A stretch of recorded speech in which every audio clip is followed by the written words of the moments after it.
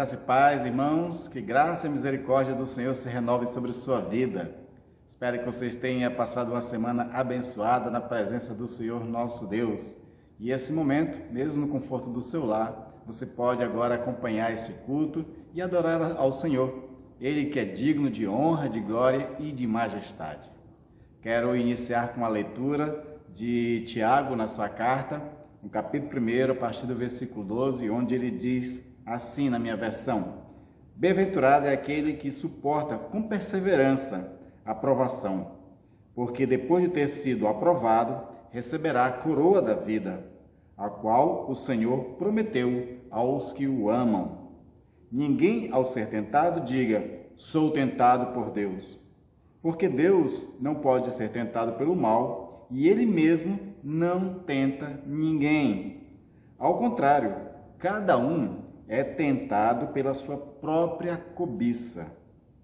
Quando esta o atrai e seduz, então a cobiça, depois de haver concebido, dá à luz o pecado. E o pecado, uma vez consumado, gera a morte. Ninguém se enganem, meus amados irmãos. Toda boa dádiva e todo dom perfeito vem lá do alto, descendo do Pai das luzes, em que não pode haver variação ou sombra de mudança. Pois, segundo o seu querer, Ele nos gerou pela palavra da verdade, para que fôssemos como que primícias das suas criaturas. Palavra do Senhor para os nossos corações, onde Ele no início vai dizer que bem-aventurado é aquele que suporta com perseverança a aprovação. Com certeza esse momento que nós vivemos de pandemia é um tempo de provação. E nós temos que permanecer firmes, perseverantes, na fé, confiando e esperando sempre no Senhor que esse tempo passe e assim nossas vidas possam continuar normalmente. E principalmente que nesse tempo de provação a gente continue fazendo aquilo que o Senhor espera de cada um de nós. Orar. Que nós venhamos a orar, venhamos interceder uns pelos outros e viemos de alguma forma também continuar fazendo a obra do Senhor. Quero orar nesse início pedindo que a graça do Senhor, essas misericórdias que faz parte da bondade de Deus, nos abençoe nesse momento de culto, trazendo para os nossos corações a sua palavra, que os louvores tragam alegria, tragam ânimo e nos eleve até a presença do Senhor nosso Deus e que Ele receba a nossa adoração que nós vamos prestar com muito amor em espírito e em verdade a Ele. Oremos, irmãos. Pai amado e querido, que a Tua graça e a bondade, Senhor, permaneça conosco, assim como foi durante toda a semana, Senhor. E que nesse momento, Senhor, de adoração, nesse momento, Senhor, em que vamos, ó Deus, elevar nossas vozes a Ti, elas subam, Senhor, como um incenso, um aroma, e seja agradável, Senhor, às Tuas narinas. E assim também, Senhor, ao Te agradar, Tu possa derramar bênção sobre nossas vidas e derramar sobre nós, ó Deus, a bênção da palavra, uma palavra que fortalece, que consola, que conforta, uma palavra que direciona, uma palavra que edifica e que transforma as nossas vidas. Ser conosco, Senhor, nessa hora. Esteja conosco nessa hora. Confiando, Senhor, naquilo que Jesus disse: onde tiver 2 ou 3 reunidos, ali estarei presente. Nós vamos estar reunidos mesmo em lugares separados uns dos outros, mas vamos estar em um só Espírito, Senhor, focados em Ti, para Te ouvir e para Te adorar, Senhor. Nos abençoa, é isso que Te pedimos. Mas também, Senhor, nos perdoa os pecados, nos purifica, Senhor. Tua palavra, Senhor, a qual lemos agora, diz que cada um de nós é tentado pela própria cobiça. E por conta, ó Deus, da nossa cobiça, a gente cede às vezes a ela, e uma vez que cede, é consumado o pecado. Mas temos também, Senhor, um advogado fiel e justo para nos perdoar os pecados e nos purificar de toda injustiça. E é a Ti, Senhor, que clamamos. Nos perdoa, Senhor, e nos purifica, para que tenhamos agora, nesse momento, coração puro e mãos santas para levantar a Ti em adoração, Senhor. Assim oramos, em nome de Jesus. Amém Amém.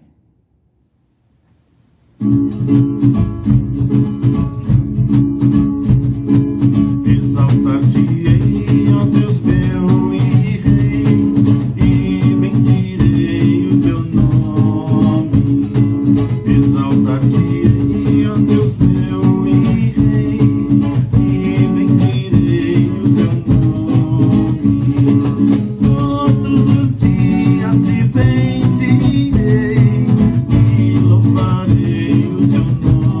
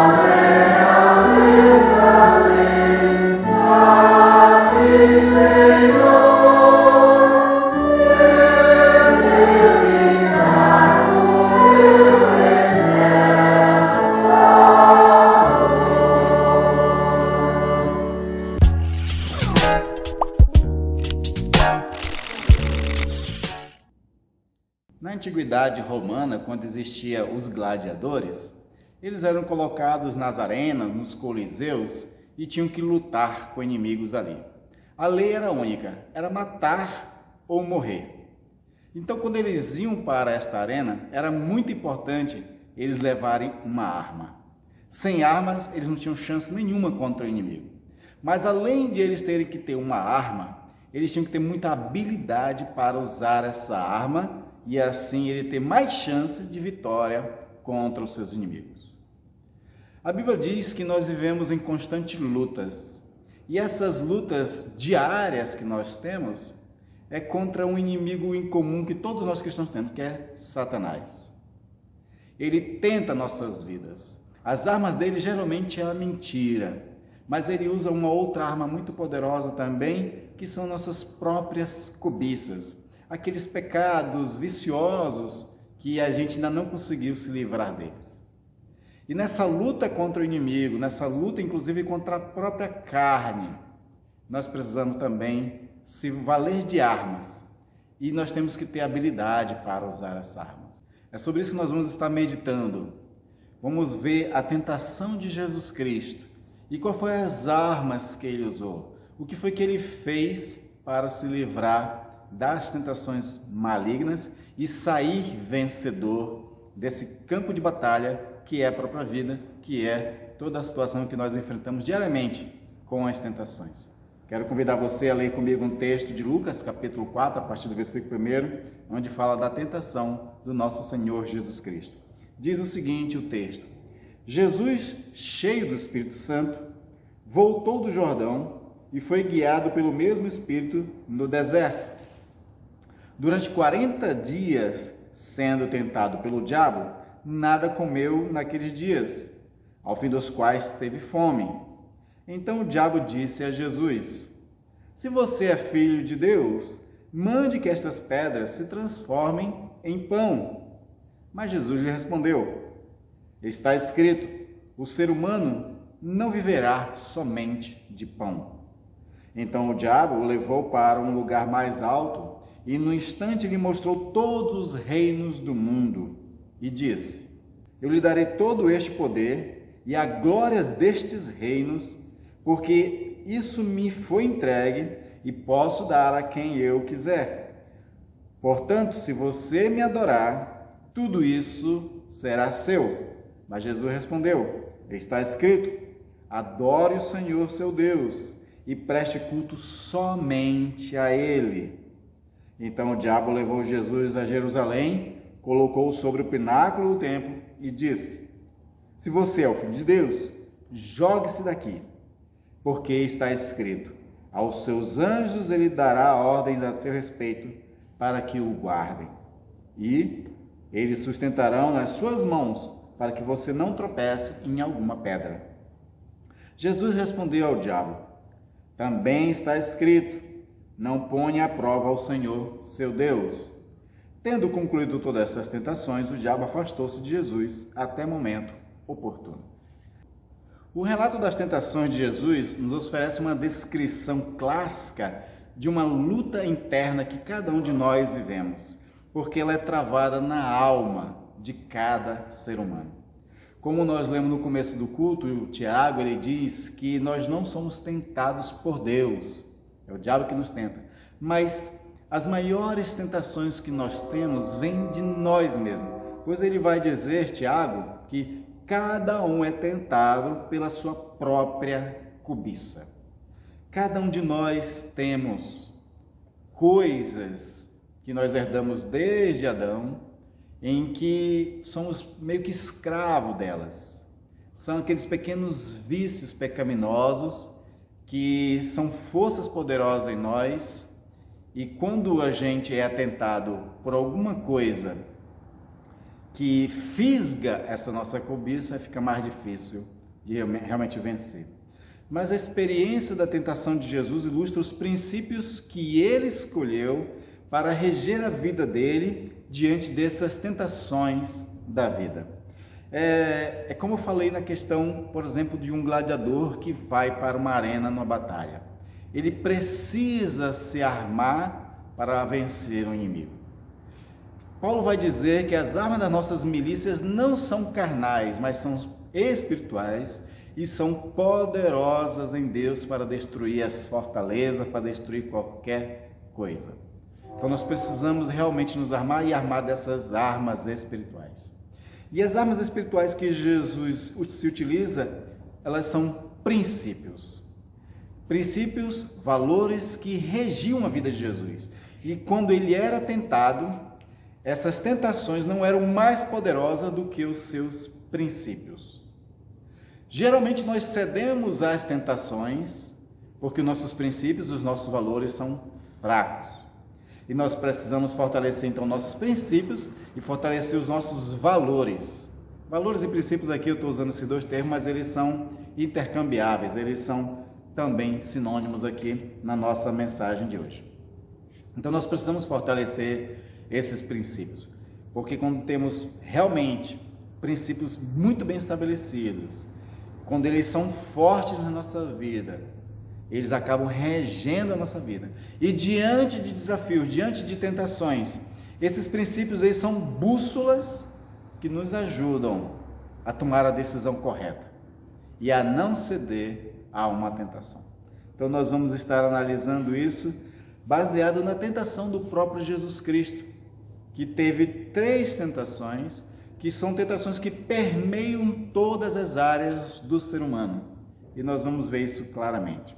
Então, Jesus, ele tinha acabado de ser batizado por João Batista, o Espírito leva ele ao deserto e lá ele vai ser provado. Como nós lemos lá no texto de Tiago ele vai dizer também que nós temos que perseverar diante das provações. Versículos um pouco mais para cima, se você abre no capítulo 1 de Tiago, você vai ver também que ele diz assim: tende por grande alegria passar por diversas provações. Porque a provação, ela não é só teste. A provação também é uma forma de Deus nos fortalecer. E Jesus, então, ele vai passar por essa provação para ele sair fortalecido dessa provação e assim continuar, na verdade, vai iniciar o seu ministério. Então, nós vamos ver essas tentações.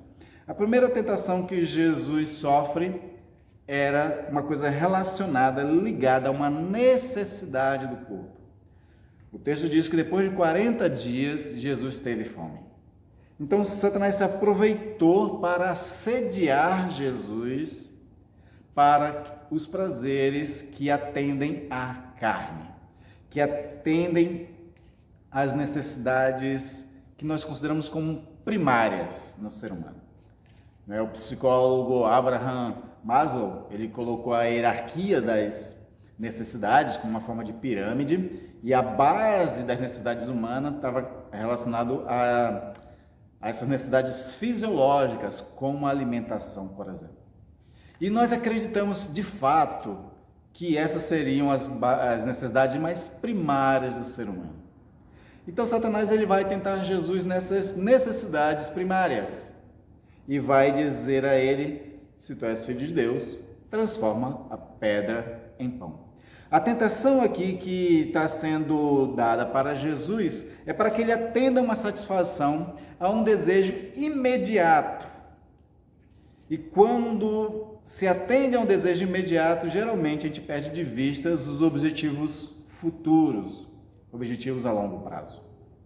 Jesus tinha uma missão, que era ser aquele que ia ser o Salvador do mundo. Antes de Jesus morrer na cruz do Calvário, ele precisava ensinar, ele precisava dar exemplo, ele precisava viver com os discípulos. Ele precisava, por exemplo, ensinar o grande sermão da montanha que nós temos, que é uma preciosidade dentro da palavra de Deus, onde traz a ética do reino. Mas a mensagem de Jesus só ia ter respaldo, o ministério de Jesus só ia ser bem sucedido se Jesus vencesse a tentação. Se Jesus cedesse nesse momento à tentação, a um desejo imediato, ele não ia ter respaldo moral para poder fazer a sua missão. E muitos de nós somos assim. Nós cedemos a muitas necessidades imediatas e perdemos de vista, não é, das coisas que são objetivos futuros. Há muitos anos atrás foi feito um teste com crianças, onde colocavam a criança numa sala, os psicólogos, eles colocavam marshmallow na frente da criança e dizia para a criança, olha, aqui tem um marshmallow, você pode até comer esse marshmallow, mas se você aguardar eu voltar, eu vou sair, vou demorar um pouquinho, e quando eu voltar, se você não tiver comido o marshmallow, você vai ganhar 2 marshmallows. Né? E o que aconteceu, claro, a maioria das crianças comeram aquele marshmallow. Eles preferiram o prazer imediato. Né? E alguns só esperaram para comer 2. Mais tarde, foi acompanhada a vida dessas pessoas quando cresceram, e mais tarde detectaram que aquelas crianças que cederam ao prazer imediato e comeram logo o marshmallow, elas não eram prósperas na vida adulta. Eram pessoas muito inconstantes, pessoas não muito bem sucedidas na sua vida. E por outro lado, aquelas crianças que esperaram para receber a recompensa em dobro, eram pessoas mais estáveis e excelentes profissionais, muito bem remunerados. Aqui está um jogo muito interessante para nossas vidas. Quando a gente coloca, às vezes, um prazer imediato como primário, a gente perde a dimensão do que pode vir muito mais depois. No caso aqui, Jesus, ele vai ensinar para nós que nem sempre as necessidades fisiológicas são realmente necessidades primárias. E aí Jesus faz uma grande troca, porque nós geralmente temos a fome, a dor como necessidades primárias e essas necessidades primárias anulariam, digamos assim, uma secundária. Por exemplo, quando você está com uma dor, vamos fazer um trabalho imagético, né? Quando você está com uma dor no pé, por exemplo, você esquece qualquer outro problema que está acontecendo, porque aquela dor está te chamando mais atenção. E você está preocupado em resolver o problema daquela dor naquele momento. Então nós consideramos às vezes que realmente as necessidades primárias, elas anulam as necessidades secundárias. Agora, o que Jesus faz para nós é inverter um pouco as coisas. Jesus aí vai dizer que o primário nem sempre é o alimento. Nem sempre a dor é primária. Ele vai dizer que existem outras necessidades que realmente são primárias e elas são de ordem espiritual. A resposta de Jesus, ele vai trazer dizendo assim que nem só de pão viverá o homem, mas de toda a palavra que procede da boca de Deus. Jesus está dizendo aqui para ele então que existe uma outra realidade, onde a ordem dos valores, a ordem dos princípios se alteram. E aqueles que são de Cristo, eles têm que entender isso para poder eles entenderem que a nossa ordem de valores agora é alterada. Aquelas que eram primárias, agora elas são as secundárias. E as que eram secundárias, elas se tornam primárias. Os valores espirituais, eles são muito mais importantes agora na nossa vida cristã. E entre essas coisas mais importantes está a palavra de Deus, que é a vontade de Deus escrita para cada um de nós. A vontade de Deus, que são verdades espirituais, elas são primárias. Por isso que depois Jesus vai dizer, não é, que em primeiro lugar buscai o reino de Deus e a sua justiça. As outras coisas vos serão acrescentadas. Então, esse primeiro princípio que Jesus nos ensina é: trabalhe primariamente aquilo que é espiritual. Porque quando você atende ao primeiro espiritual, o secundário, Deus vai abençoar, Deus vai agir, né? E sempre esse primário está relacionado à missão de Jesus para cada um de nós. Jesus tinha uma missão para cumprir. E ele valorizou isso, ele atendeu a isso, e por conta disso ele esteve muito bem preparado e forte para vencer aquela tentação. Então Jesus ele dá para nós esse grande ensinamento, né? Que quando as nossas vidas estão pautadas na palavra de Deus, em querer obedecer a Deus, obedecer a missão que Deus nos deu, isso é mais forte do que as tentações. Se isso é verdadeiro em nossas vidas, elas são mais fortes do que as tentações. Mas se a palavra de Deus não é tão importante assim, se a nossa missão que Deus nos deu não é importante assim, qualquer coisa realmente pode nos tirar do caminho. O primeiro princípio então, que Jesus nos ensina é sobre colocar como primeiro lugar as coisas espirituais. Em primeiro lugar, o reino de Deus e a sua justiça. E as outras coisas serão acrescentadas. Essa é a palavra do Senhor para cada um de nós. Segunda coisa que nós vamos aprender na tentação é que Jesus, quando ele é levado ao alto de uma montanha, ali Satanás dá um jeito de mostrar todos os reinos do mundo e diz: olha, o poder e a glória desses reinos será teu, se prostrado me adorares. Satanás está tentando Jesus numa área que todos nós também somos tentados, que é na área da ambição. Ambição por poder, ambição por fama, por prestígio. Nós vivemos hoje uma sociedade que ela realmente está sendo muito levada a essas ambições, muito levada à fama. As redes sociais, por exemplo, é um exemplo disso. Quando você posta uma imagem sua ou uma frase sua numa rede social, o que se espera é que as pessoas curtam, o que se espera é que as pessoas compartilhem, que elas comentem, faz com que nós sintamos que aquilo que a gente está postando está sendo considerado por alguma pessoa, alguém está gostando disso. E se alguém gosta daquilo que a gente posta, a gente trabalha a nossa mente como se a gente estivesse sendo amado. É como se a pessoa estivesse gostando da gente. Quando a pessoa não curte nada, diz: poxa, ninguém gosta de mim, né? Claro que nem todo mundo é assim, graças a Deus que nem todos são assim. Mas hoje em dia já existe, por exemplo, estudos psicológicos de pessoas que têm doença na alma por conta justamente dessa questão das redes sociais. Além do vício que as pessoas estão tendo em querer estar sempre no celular, abrindo as suas redes sociais, um vício maior é de que as pessoas querem ser reconhecidas lá naquele espaço. Essa é uma realidade. Muitas pessoas estão vivendo dentro dela. Mas existem outras realidades de outras pessoas que, fora da rede social, também ambicionam poder, também ambicionam prestígio e uma posição maior. Essas pessoas são tentadas por isso, em busca do poder. E para buscar o poder, muitas das pessoas se curvam ao diabo. E o diabo pode ser tanto esse ser, essa entidade espiritual, quanto o diabo pode ser também as corrupções do mundo. Quantos políticos entraram com boas intenções e lá por poder, por dinheiro, por prestígio, para continuar inclusive na política, tiveram que se render ao diabo da corrupção. E essas pessoas agora, elas estão envolvidas dentro de tramas em que elas não conseguem mais nem escapar. Porque o sistema da corrupção é tão estrutural que essas pessoas, elas não sabem viver de outra forma. Todo o sistema agora empurra ela cada vez mais para mais corrupção. Então, existem muitas formas das pessoas hoje em dia realmente estar negociando a sua lealdade, a sua santidade, negociando os seus valores em busca de poder, de dinheiro, de prestígio, de fama.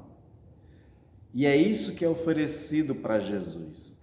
É oferecido para Jesus que ele se dobre, se curve a Satanás, para ele poder ter esse poder todo e esse prestígio todo de todas as coisas. Mas o que Jesus vai ensinar para nós nesse momento é que Deus não aceita uma lealdade dividida. Ele era filho de Deus. Ele veio com uma missão. Ele tinha princípios muito bem estabelecidos que eram segundo a vontade de Deus para ele. E ele não podia agir de forma dividida. Ele não podia se render ao diabo. E aí por isso que ele vai dizer, só a Deus prestarás culto, só a Deus adorarás, só terá Ele como único Senhor. E aí Jesus nos ensina uma coisa muito interessante, quando ele diz que só Deus é o Senhor, só a Ele prestar culto. É para que a gente também negue a nós mesmos, porque às vezes nós mesmos queremos ser Senhor, nós mesmos queremos poder. Muitas pessoas, elas mesmas querem tomar uma posição que não deveria. que foi o pecado do próprio diabo, o orgulho do diabo, a vontade do diabo foi querer se colocar no lugar de Deus. E o primeiro pecado da humanidade também foi querer se igualar a Deus. Satanás enganou Eva dizendo isso: se você comer do fruto da árvore do conhecimento do mal, sereis como Deus. E essa ideia de querer ser como Deus entrou no coração dos nossos primeiros pais e eles pecaram. Então a questão de a gente querer poder, querer atender às nossas ambições, pode também estar querendo fazer com que a gente tome o lugar de Deus. E nós temos que ter muito cuidado disso. Antigamente existia uma estratégia de evangelização, né, que trabalhava com um pequeno folhetinho onde falava das 4 leis espirituais. E nessas 4 leis espirituais tinha lá um desenhozinho de um coração e de uma espécie de cadeira, como se fosse um trono. E lá ensinava para nós que quando Jesus não está no trono, a gente realmente está vivendo uma vida em pecado, vivendo pelo próprio ego. E aí a evangelização nos ensinava que nós tínhamos que tirar nós mesmos do trono e colocar Jesus.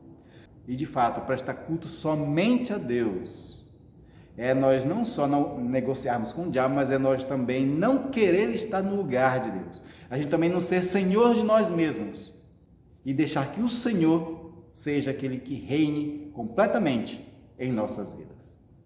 Então fica muito difícil realmente vencer uma tentação da ambição se nós queremos posição, se nós queremos poder, se nós queremos prestígio, fama ou muito dinheiro.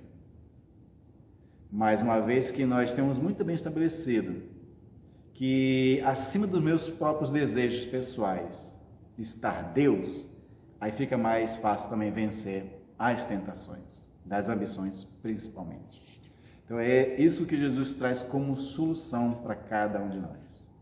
E uma vez, a título também de aplicação para a nossa vida, uma vez que o Senhor é realmente aquele que reina e nós somos o servo, aí Jesus traz para nós o ensino de que a melhor forma de combater a ambição pessoal, a melhor forma de combater o desejo por poder, de prestígio, de posição, é a gente colocando-se no lugar de servo.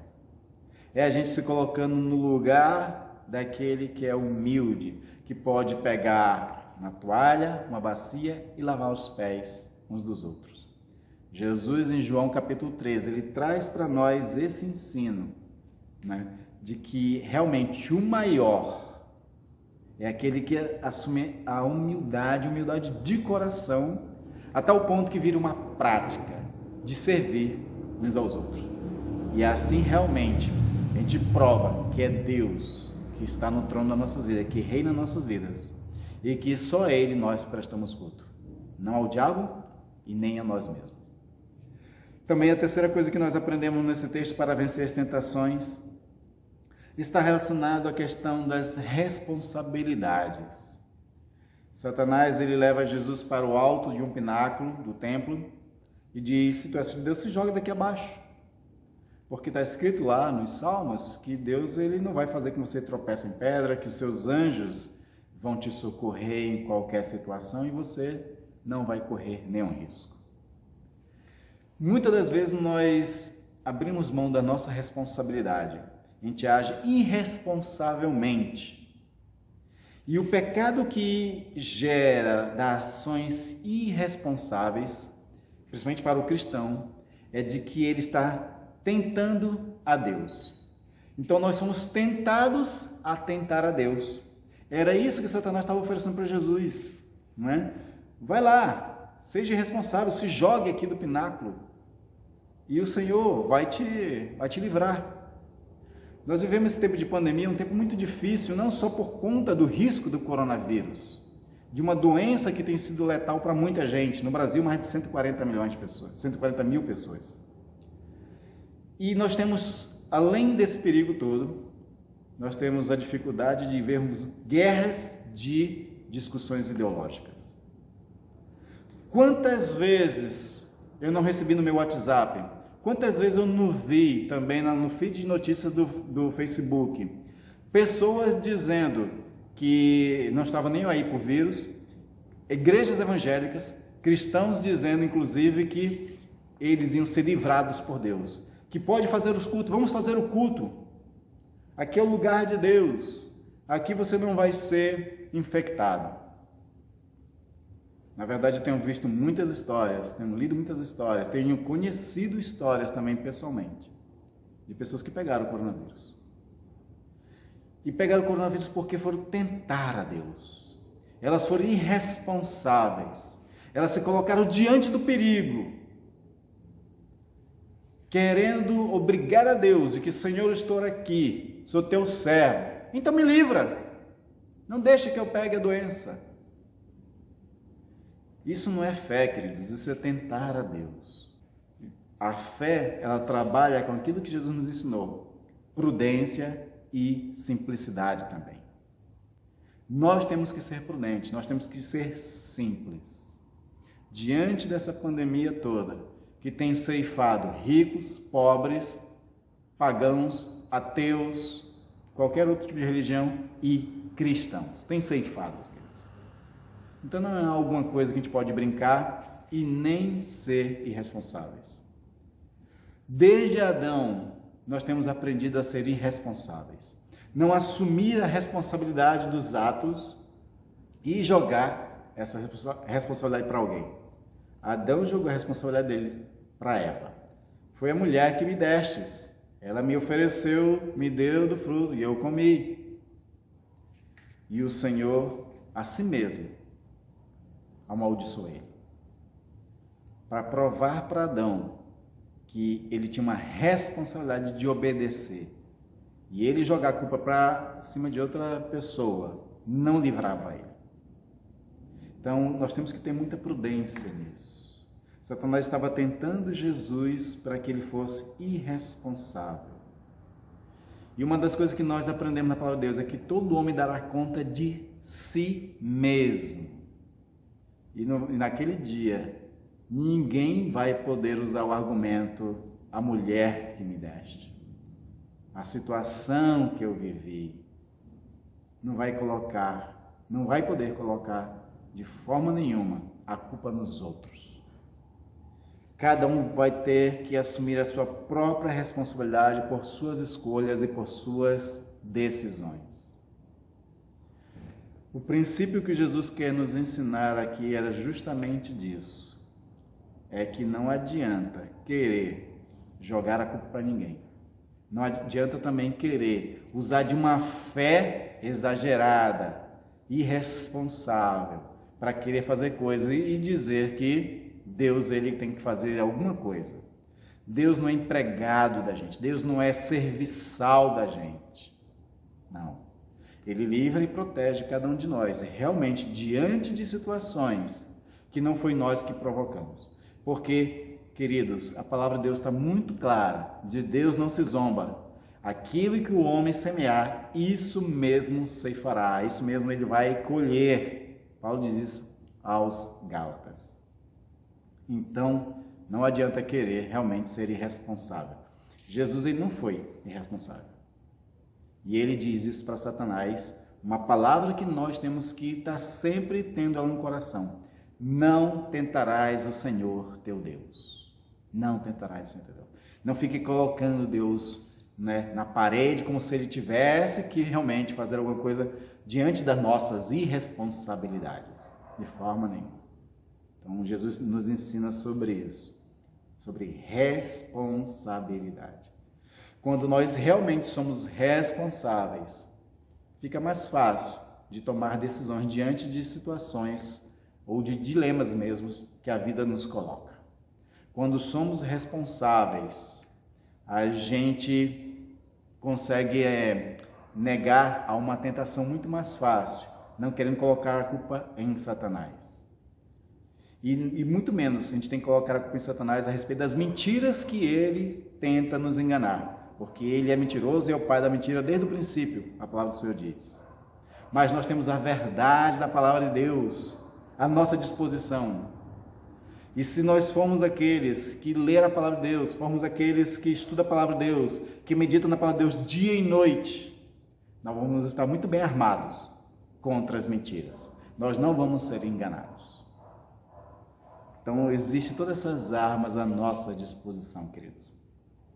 Para nós concluirmos, é importante entender que o tempo que nós vivemos, o prazer, o sexo, a prosperidade material e o sucesso são os ídolos da nossa geração, são os ídolos dessa sociedade corrompida a qual nós vivemos. E nós vamos atender ao sexo, aos prazeres, à prosperidade material e ao sucesso, se nós não tivermos os princípios, as armas espirituais que Jesus nos ensina. Nós precisamos realmente ter sempre a realidade espiritual, o reino de Deus como primário nas nossas vidas. Nós temos que, como Jesus, atender às necessidades da vontade de Deus, que é o Senhor das nossas vidas, e não nossa própria vontade. A gente tem que deixar que Deus seja o Senhor e nós mesmos, e não nós mesmos. E temos que entender que nós somos responsáveis diante de todas as coisas que são colocadas diante de nós. Então, queridos irmãos, faça um autoexame e examine quais são os pecados que tão de perto te assediam. E quando eu falo perto, são aqueles pecados da nossa própria cobiça. Porque nós precisamos eliminar de nossas vidas. E nós eliminamos esses pecados das próprias cobiças, colocando os valores espirituais em primeiro lugar, colocando o Senhor como aquele que reina em nossas vidas e sendo responsáveis por todas as decisões e atitudes que tomamos também. E também nós temos que buscar diante de Deus o auxílio espiritual para que nos fortaleça a cada dia. Quando nós resistimos ao diabo, quando nós colocamos o Senhor sobre todas as coisas em nossas vidas, Satanás ele foge. É temporário, mas foge. Paulo diz: resisti ao diabo e ele fugirá de vós. Mas, querido, não tenham medo do diabo. Não fique preocupado com as tentações malignas. Se preocupe principalmente com aquela cobiça, com aquele vício que cada um de nós carregamos ainda. Porque eles estão muito próximos, eles são muito mais tentadores, eles nos enfraquecem. E nós temos que substituir esses vícios pecaminosos por virtudes espirituais, pelo senhorio do nosso Senhor Jesus Cristo e também sendo responsáveis com a nossa vida, com as nossas decisões. Amém, queridos? E eu quero orar por você para que Deus dê a você a vitória sobre todas as tentações e assim você possa viver uma vida que agrade o Senhor, nosso Deus. Oremos. Pai querido e amado, assim como Jesus, todos nós somos tentados e diariamente. São tentações, ó Deus, que conflitam justamente, Senhor, com aquelas coisas que já temos em nós, que são cobiças pessoais, ambições, desejos carnais. E precisamos, ó Deus, trabalhar nas nossas vidas aspectos, ó Deus, espirituais para vencermos essas tentações. E se são de ordem espiritual, nós queremos pedir a ajuda do Espírito Santo para que Ele transforme nossos corações e para que Ele coloque na nossa ordem de princípios as verdades espirituais, o reino de Deus, para que nós venhamos a buscá-lo em primeiro lugar. E, Senhor, que Tu reine nas nossas vidas. Nós, Senhor, damos essa permissão de que Tu, Senhor, seja aquele que tome o trono nos nossos corações e reine em nós.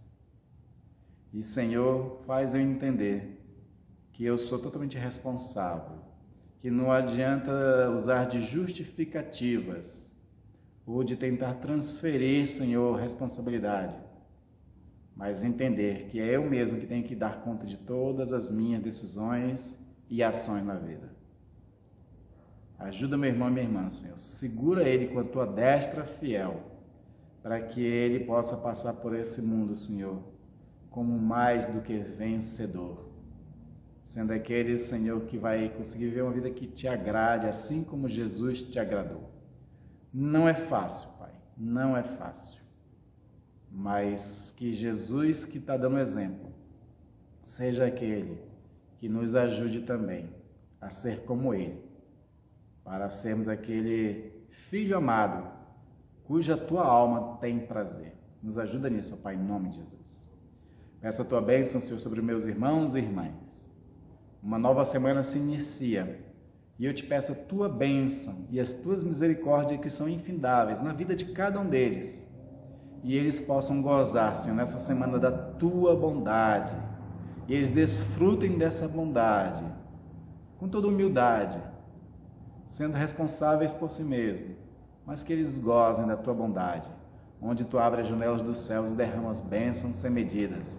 Bênçãos sobre a saúde, sobre o trabalho deles, sobre a vida profissional deles. Bênçãos sobre a família.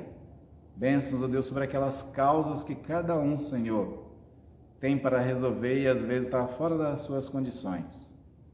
Abençoa, dá vitória ao teu povo, te peço isso em nome de Jesus Cristo. E para a glória de Jesus Cristo nós já te louvamos e agradecemos, Senhor. Amém, amém.